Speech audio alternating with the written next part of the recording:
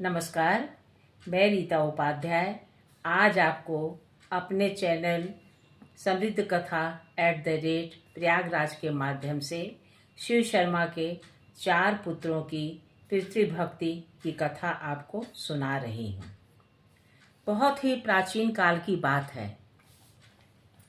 पश्चिम समुद्र के तट पर द्वारिका नाम से प्रसिद्ध एक नगरी है। वहाँ योग शास्त्र के ज्ञाता एक ब्राह्मण देवता सदा निवास करते थे। उनका नाम था शिव शर्मा। वे वेद शास्त्रों के बड़े अच्छे विद्वान थे। वे ब्राह्म मुहूर्त में उठकर स्नान आदि से निवृत्त होकर भगवान विष्णु का भजन पूजन और हवन करते थे। तत्पश्चात वे योग साधना में समाधिस्थ होकर भगवान विष्णु के पास सूक्ष्म रूप से पहुंच जाते और उन्हें प्रणाम करते थे।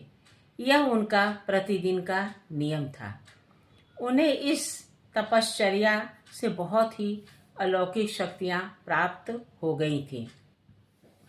उनकी पत्नी बहुत ही धर्मपरायणा थी। वे बहुत ही पतिव्रता थीं और अपने पति का बहुत ही हर कार्य में सहयोग किया करती थी। उनके 5 पुत्र हुए जिन्हें शास्त्रों का पूर्ण ज्ञान था। उनके नाम इस प्रकार हैं: यज्ञ शर्मा, वेद शर्मा, धर्म शर्मा, विष्णु शर्मा तथा सोम शर्मा। वे सभी पिता के भक्त थे।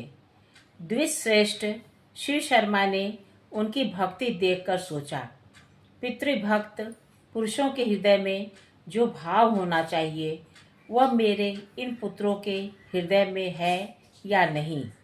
इस बात को बुद्धिपूर्वक परीक्षा करके जानने का प्रयत्न करूं। शिव शर्मा ब्रह्मवेत्ताओं में श्रेष्ठ थे। उन्हें उपाय का ज्ञान था। उन्होंने माया द्वारा अपने पुत्रों के सामने एक घटना उपस्थित की।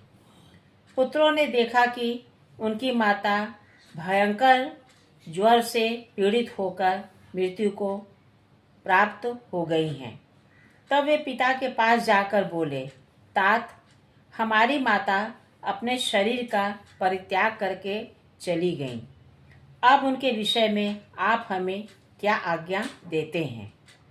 द्विश्रेष्ठ शिव शर्मा ने अपने भक्तिपरायण ज्येष्ठ पुत्र यज्ञ शर्मा को संबोधित करके कहा, बेटा, इस तीखे हथियार से अपनी माता के सारे अंगों को टुकड़े टुकड़े कर कर इधर उधर फेंक दो।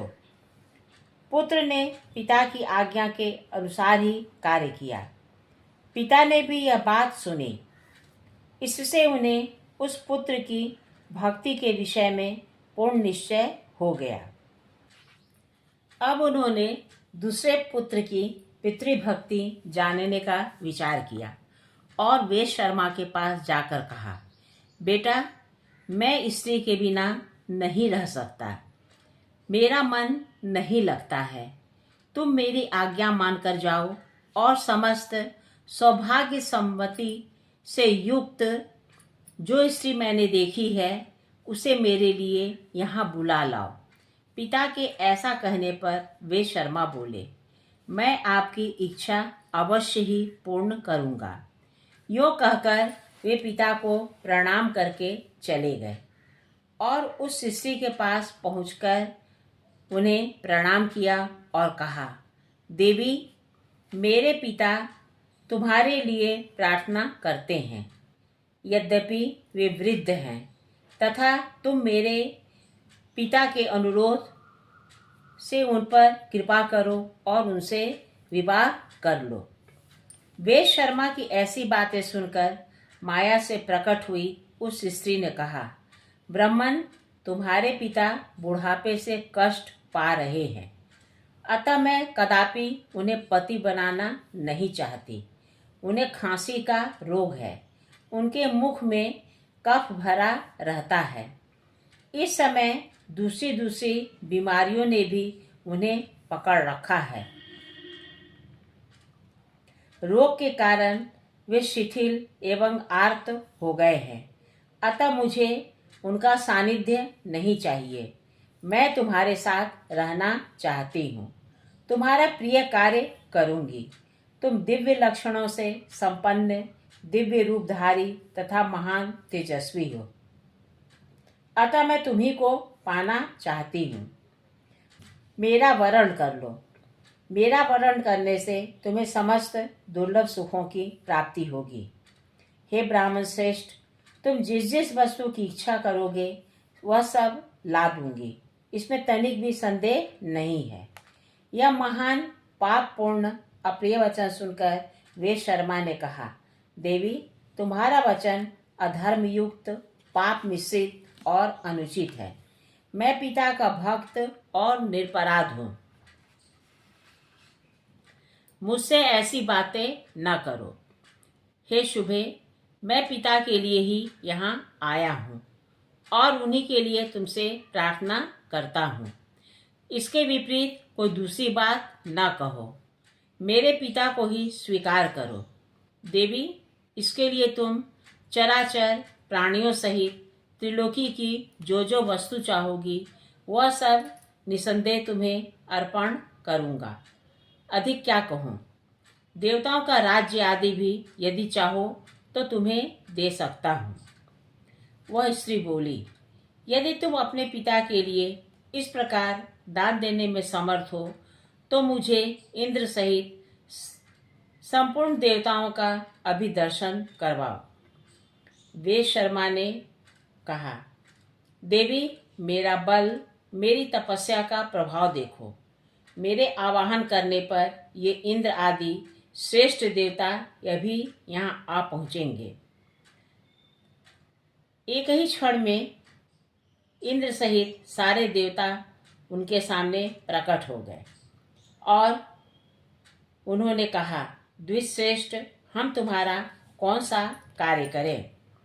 वे शर्मा ने कहा, देवगण, यदि आप लोग मुझ पर प्रसन्न हैं तो मुझे अपने पिता के चरणों में पूर्ण भक्ति प्रदान करें। एवं मस्तु कहकर संपूर्ण देवता जैसे आए थे वैसे लौट गए। तब उस स्त्री ने हर्ष में भरकर कहा, तुम्हारी तपस्या का बल देख लिया। देवताओं से मुझे कोई काम नहीं है। यदि तुम मुझे मुंह मांगी वस्तु देना चाहते हो और अपने पिता के लिए मुझे ले जाना चाहते हो तो अपना सिर अपने ही हाथ से काटकर मुझे सौंप दो। वे शर्मा ने कहा, देवी, आज मैं धन्य हो गया। शुभे, मैं पिता के लिए अपना मस्तक भी दे दूंगा। यह कहकर द्विश्रेष्ठ वे शर्मा ने तीखी धार वाली तेज तलवार उठाई और हंसते हंसते अपना मस्तक काटकर उस स्त्री को दे दिया। खून में डूबे हुए उस मस्तक को लेकर वह शिव शर्मा के पास गई। स्त्री ने कहा, विप्रवर, तुम्हारे पुत्र वेद शर्मा ने मुझे तुम्हारी सेवा के लिए यहाँ भेजा है। यह उनका मस्तक है, इसे ग्रहण करो। इसको उन्होंने अपने हाथ से काटकर दिया है। उस मस्तक को देखकर वे शर्मा के चारों भाई कांप उठे। उन पुण्यात्मा बंधुओं में इस प्रकार बात होने लगी, अहो, धर्म ही जिसका सर्वस्व था, वह हमारी माता सत्य समाधि के द्वारा मृत्यु को प्राप्त हो गई। हम लोगों में ये वेद शर्मा ही परम सौभाग्यशाली थे, जिन्होंने पिता के लिए प्राण दे दिए। वे धन्य तो थे ही और अधिक धन्य हो गए। शिव शर्मा ने उस स्त्री की बात सुनकर जान लिया कि वेद शर्मा पूर्ण भक्त था। तत्पश्चात उन्होंने अपने तृतीय पुत्र धर्म शर्मा से कहा, बेटा, यह अपने भाई का मस्तक लो और जिस प्रकार यह जी सके यह उपाय करो। धर्म शर्मा भाई के मस्तक को लेकर तुरंत ही वहां से चल दिए। उन्होंने पिता की भक्ति, तपस्या, सत्य और सरलता के बल से धर्म को आकर्षित किया। उनकी तपस्या से खींचकर धर्मराज धर्म शर्मा के पास आए और इस प्रकार बोले, धर्म शर्मन, तुम्हारे आवाहन करने से मैं यहाँ उपस्थित हुआ हूँ। मुझे अपना कार्य बताओ, मैं उसे निसंदेह पूर्ण करूँगा।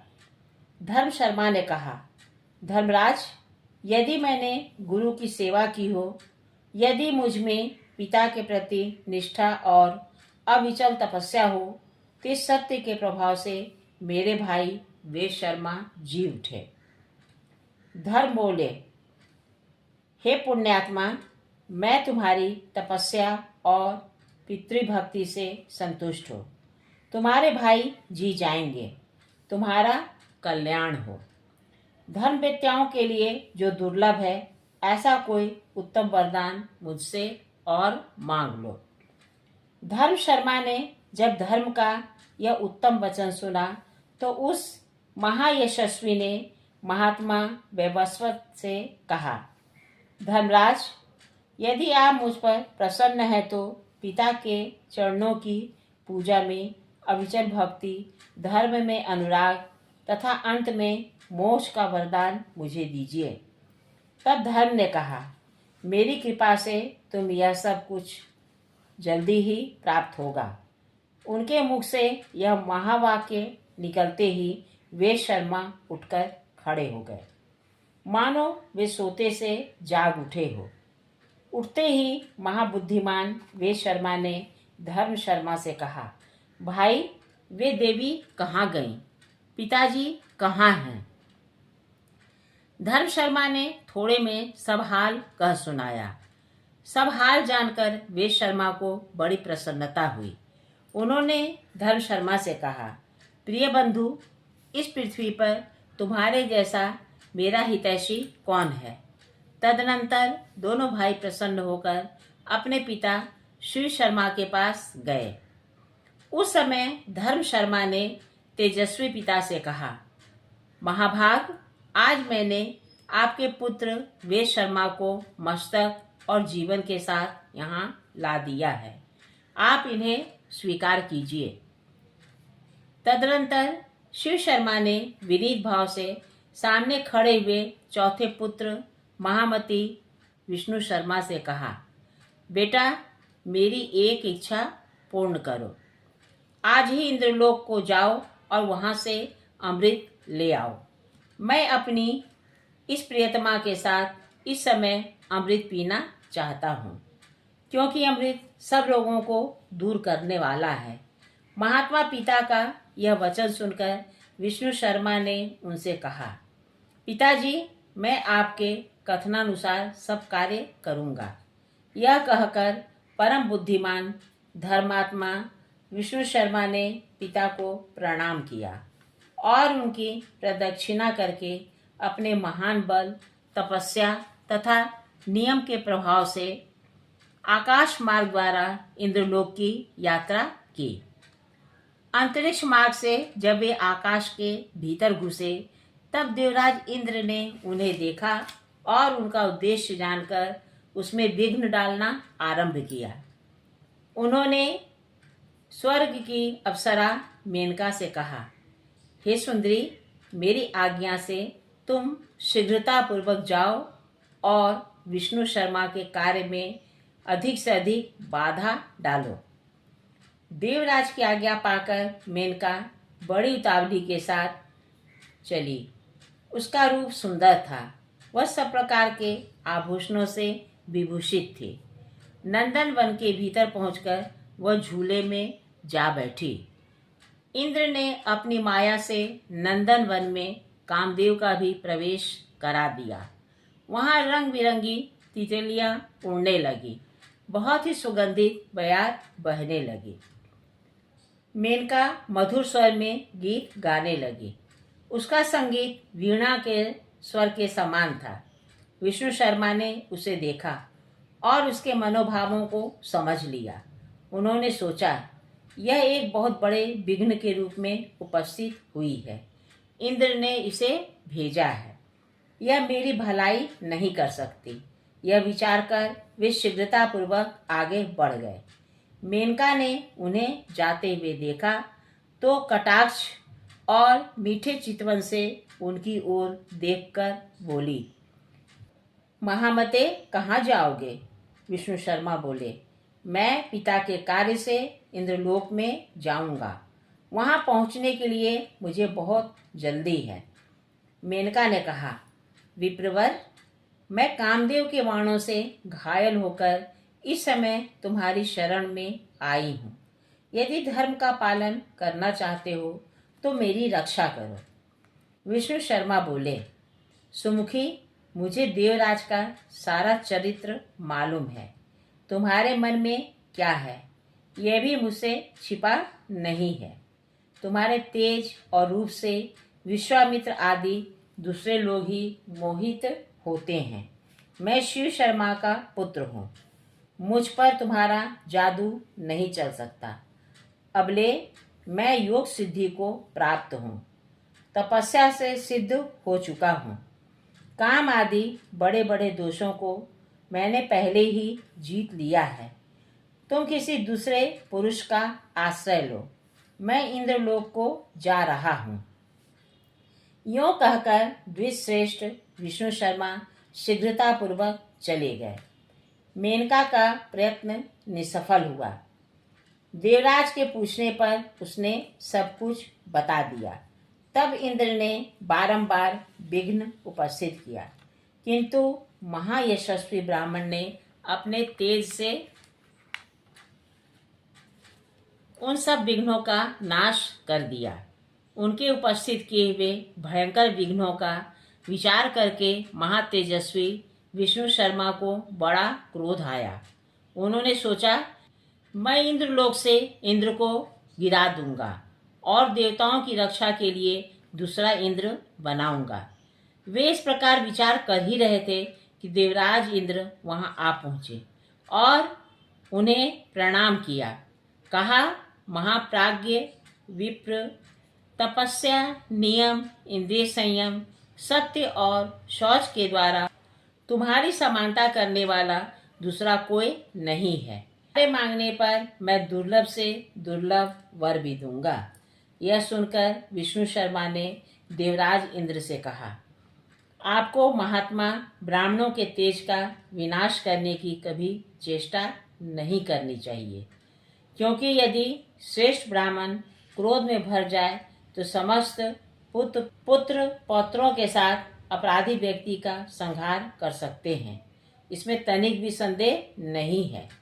यदि आप इस समय यहाँ न आते तो मैं अपने तपस्या के प्रभाव से आपके इस उत्तम राज्य को छीनकर किसी दूसरे व्यक्ति को दे डालने का विचार कर चुका था। देवेंद्र, आप आकर मुझे वर देना चाहते हैं तो अमृत दीजिए, साथ ही पिता के चरणों में अविचल भक्ति प्रदान कीजिए। इस प्रकार बातचीत होने पर इंद्र ने प्रसन्न चित्त से ब्राह्मण को अमृत से भरा घड़ा लाकर दिया और वरदान देते हुए कहा, विप्रवर, अपने पिता के प्रति तुम्हारे हृदय में सदा अविचल भक्ति बनी रहेगी। यों कहकर इंद्र ने ब्राह्मण को विदा किया। तदनंतर विष्णु शर्मा अपने पिता के पास जाकर बोले, तात, मैं इंद्र के यहाँ से अमृत ले आया हूँ। इसका सेवन करके आप सदा के लिए निरोग हो जाइए। श्री शर्मा पुत्र की बात सुनकर बहुत संतुष्ट हुए और सब पुत्रों को बुलाकर कहने लगे, तुम सब लोग पितृभक्ति से युक्त और मेरे आज्ञा के पालक हो, अतः प्रसन्नता पूर्वक मुझसे कोई वर मांगो। इस भूतल पर जो दुर्लभ वस्तु होगी वह भी तुम्हें मिल जाएगी। पिताजी की बात सुनकर सभी पुत्र एक दूसरे की ओर देखते हुए उनसे बोले, हे पिता, आपकी कृपा से हमारी माता जो यमलोक चली गई हैं जी जाए। श्री शर्मा ने मुस्कुराते हुए कहा, पुत्रों, तुम्हारी मरी हुई पुत्र वत्सला माता अभी जीवित होकर हर्ष में भरी हुई यहाँ आएगी।